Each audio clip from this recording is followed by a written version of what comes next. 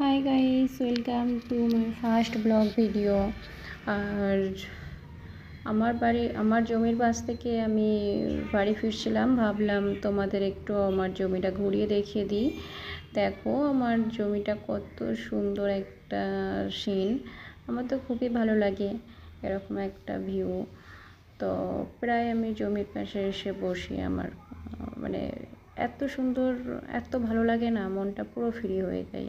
তাই ভাবলাম তোমাদের সঙ্গে একটু ভিডিওটা শেয়ার করে দিই। আর তোমাদের কেমন লাগলো আমাকে অবশ্যই কমেন্টে জানাবে, আর লাইক সাবস্ক্রাইব করতে একদম ভুলো না।